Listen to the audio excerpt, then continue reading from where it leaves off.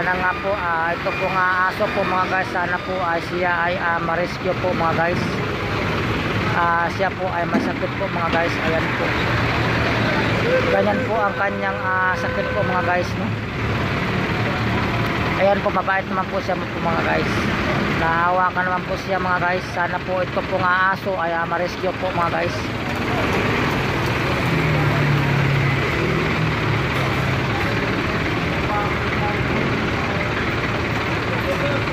Dito lang po yan mga guys, makikita po sa may gasolinahan po mga guys. Araw-araw po sila nandito. Ayan po sa may Paho, Caloocan City po mga guys.